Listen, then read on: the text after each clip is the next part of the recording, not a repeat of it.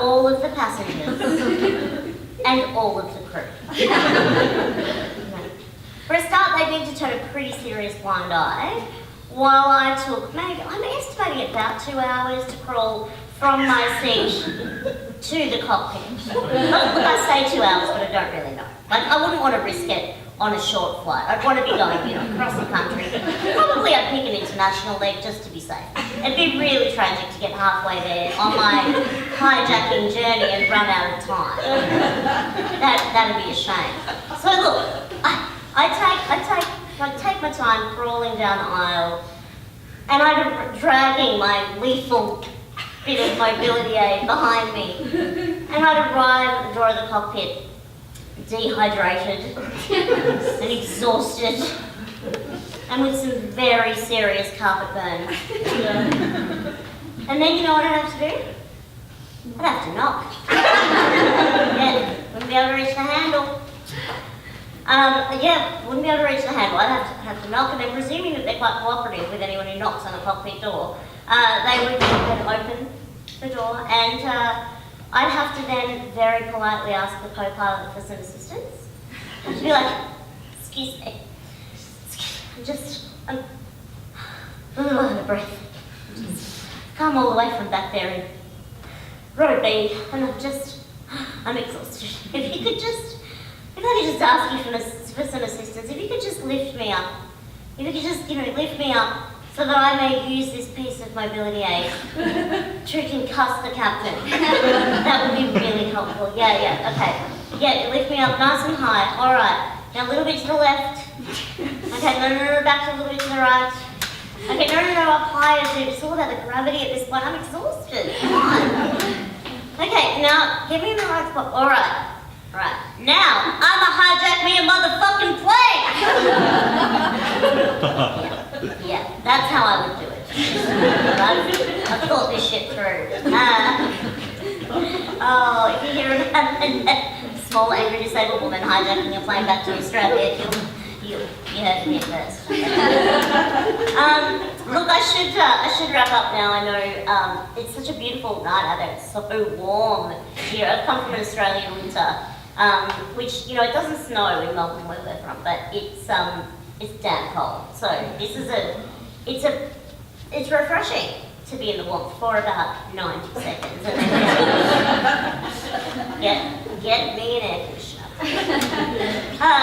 But look, I'll end on a story of a person who got it right in the helping states. And occasionally that happens. People mean well and they get it right sometimes. So I was in the supermarket doing my fruit and veggie shopping, and I love the fruit and veg section of the supermarket because most of the stuff is down low where I can reach it. It's brilliant. So I'm in the supermarket this day, and I'm trotting about, getting everything I need, and I decide I need some carrots. I love me a bit of beta carotene. It's a nutrition joke for anyone who's moving right along. Anyway, I'm in the fruit and veg section, and I lean down to get a carrot. I have my basket of groceries, and I don't know what happened, because it happened really fucking quickly. But as I lean down to get a carrot, I somehow lost my footing. And suddenly, my basket is falling to the ground, and I am falling tits first into the carrot. And I kind of landed with a thud, and I did that kind of quick recce where I went, mentally sort of scanned for injury.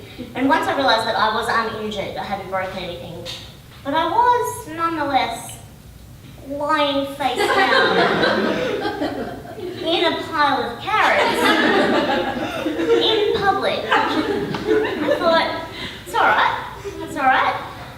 Maybe if you don't move, no one will see you. And then I remembered, oh no, that was just that T-Rex in Jurassic Park. Right.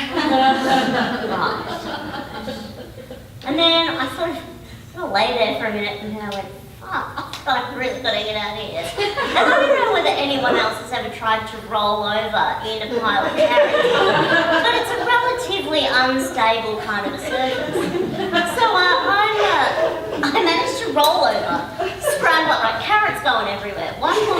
happened by, just picked up a carrot, popped it in her basket, and brilliant. Great. And so I managed to kind of get to the edge of this pile of carrots, and I was sitting on the edge, and I managed to get my feet sort of near my foot plates, but I couldn't quite stand up. You know, I needed a little bit of extra leverage, or as some might call it, some fucking help. So I'm sitting there, and of course everyone was just kind of going about their business, and I thought, look, it's all right. It's fine. It's fine. You're just a 32-year-old disabled woman sitting in a pile of carrots. It's fine. It's fine on your way. Nothing to see here. Nothing to see here. Just pretending to be all cool about it. And then I suddenly noticed out of the corner of my eye a very, very handsome man just quietly picking up my basket and reloading my groceries. And I still was, pretending nothing was going on. Far be it for me to ask for any assistance. And so this guy was repacking my groceries, and of course he was hot. I live in South Yarra, which is a suburb of Melbourne, in which everyone is hot. But it's more in that kind of artificial way, like spray tan and Botox hot, which is probably why I quite like living there, because if anyone is surprised to see a 32-year-old disabled woman sitting in a pile of carrots, you can't really tell because their face is like So I'm sitting in these carrots, and then all of a sudden, this man, who is not artificially hot but genetically blessed hot, not also a talented Brazilian, but we'll go with it anyway. I'm sitting in this pile of carrots, and this guy extends his outstretched hands to me, and he says my favourite words in the world. Can I help you with something? And I said, actually, you can. I've just got this weird itch.